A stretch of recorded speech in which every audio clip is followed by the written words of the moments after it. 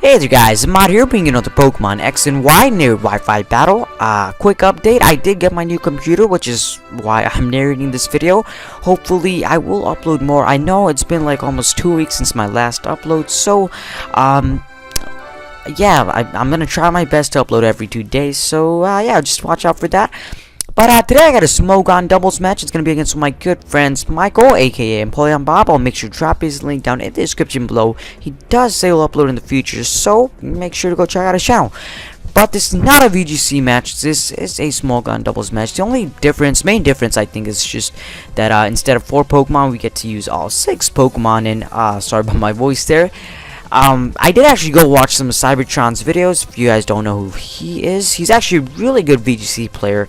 I'll drop his link in the description below as well. But VGC is actually pretty interesting, so I might do some more videos in the future. But let's get into today's battle. I lead off with my Manectric and Greninja, as my opponent leads off with his Rotom Heat and Crocodile. So I decided to go straight for Volt Switch. Now, after I clicked that move, I kind of regretted it, because if I did not Mega Evolve, then Manectric, of course, would have the Lightning Rod. And if Rotom Heat did decide to go for an Electric type move against my Greninja, then I would have gotten a special attack boost. But that's not the case, as he just ends up setting up a light screen, as Crocodile goes for a Protect, and my Greninja just doesn't land its Ice Beam because of that.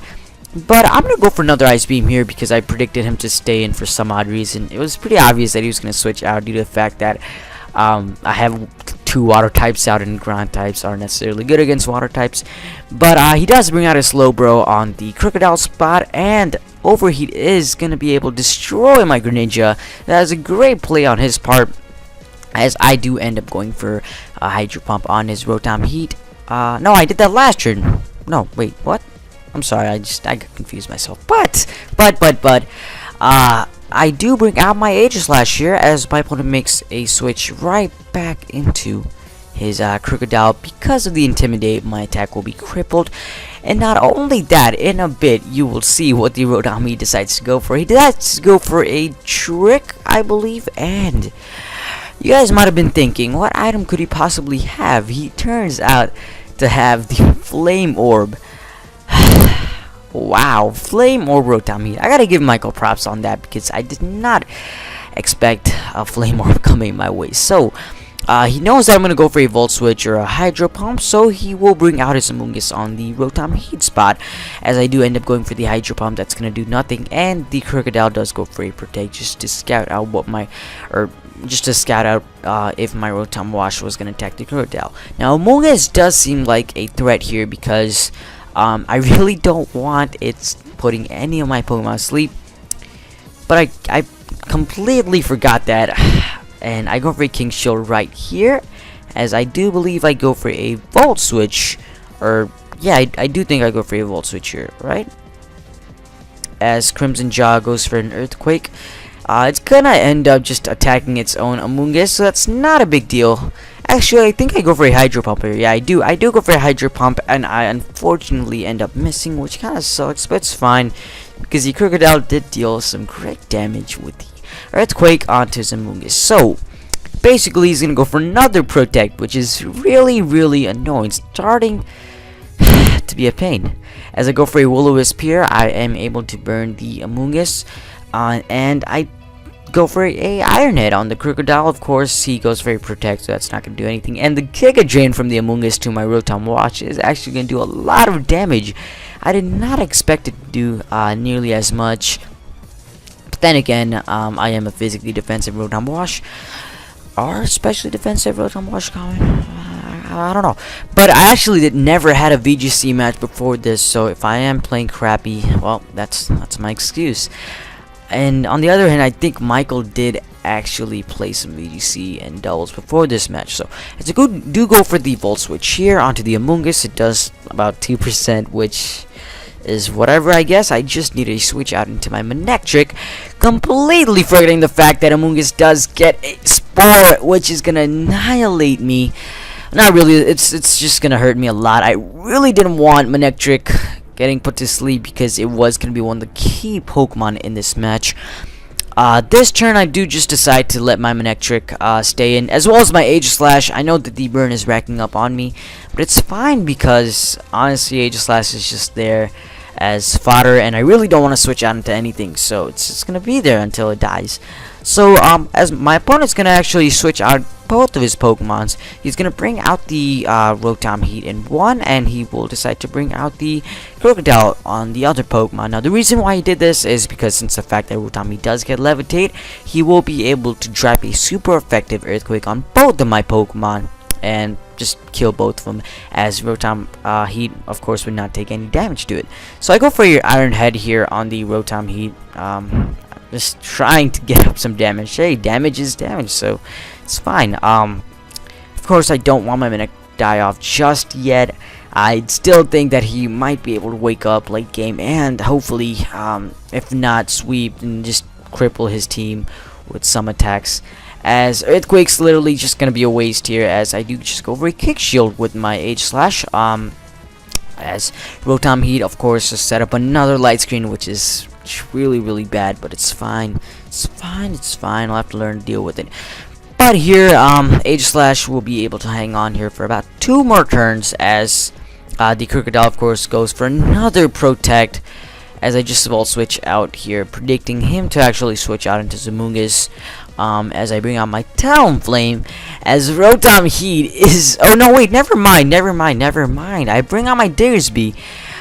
Sorry about that. It's been a long time since I watched this replay. But, yeah, I do bring out my Diggersby here, as he just goes for a Thunder Bolt. And of course, it's not going to affect me because this is a shiny, or not shiny Diggersby. It is a shiny Diggersby, but Diggersby is a Ground-type Pokemon.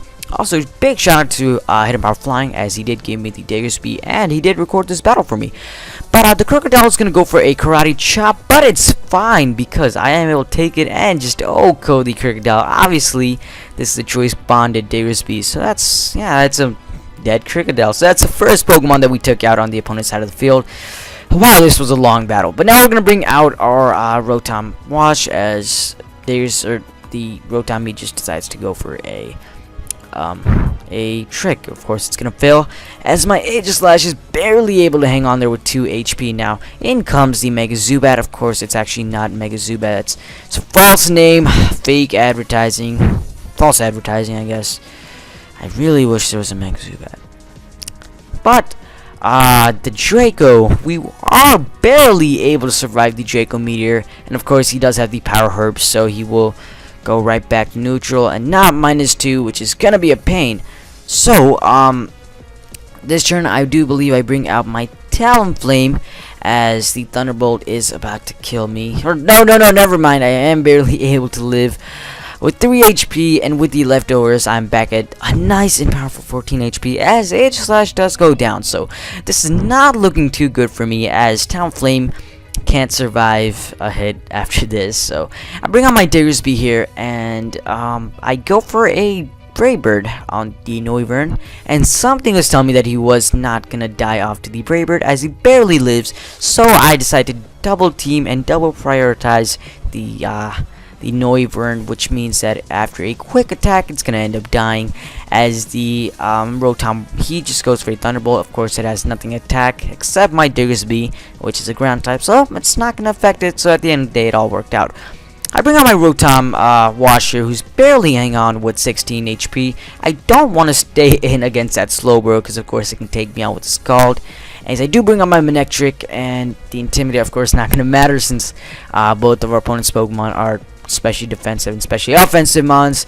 As I do go for a Pain Split, getting up some nice damage or health right back onto my Rotom Wash.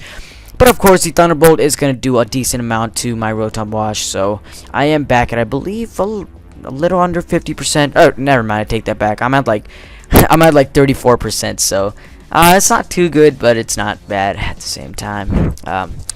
So I was really hoping that my Manectric would wake up this turn, but no, it's still asleep. I believe this is the 3rd turn, so that kind of sucks, as I go for a Hydro Pump and knock out the Rotom Wash. So, or no, Rotom Heat on the opponent's side of the field. So I do believe that's my 3rd kill, as I have 3 Pokemon of my own. The opponent, of course, will bring, I think it's just going to bring his Mawile in, or yeah, Mawile. I like that nickname, Bronze Knight, not bad. But of course, the Intimidate is not gonna do anything. I don't know why I said that. Yeah, this turn I was just really hoping Manectric would just Mega Evolve, or not Mega Evolve, would just wake up. But of course, it doesn't matter, as the Mawile can just take me out with a Sucker Punch, which does really suck. Because I was hoping Manectric would be able to do some work in this match, but it's fine. As Rotom Wash is not going to be able to land the Will-O-Wisp onto the Mawile, and we are going to die off to the Amoonguss's Giga Drain. So that's pretty sad. But it's fine, as I do have one Pokemon up my sleeve, my Diggersby. My opponent's going to do me a favor and not kill off my Diggersby right here, as he's gonna go for a Rage Powder with this Amoonguss. He's gonna let me kill both of his Pokemon with an Earthquake, which is great, I guess. It's not a good game yet though, because he still has a Slowbro up his sleeve, but Diggersby did a lot of work in this match. I do believe he took down 3 Pokemon, half our opponent's team. So yeah, that's great, as Derpsalot comes in and it's gonna eat up an Earthquake. I don't know why I started there, but it still did a decent amount. I believe like around 60%, so that's great, as Diggersby will go down. So if you guys did enjoy that match, remember, drop a like in the comments, subscribe to see more of my content. Like I said, hopefully more uploads coming soon. With that, everybody, have a great day, and I'll see you guys next.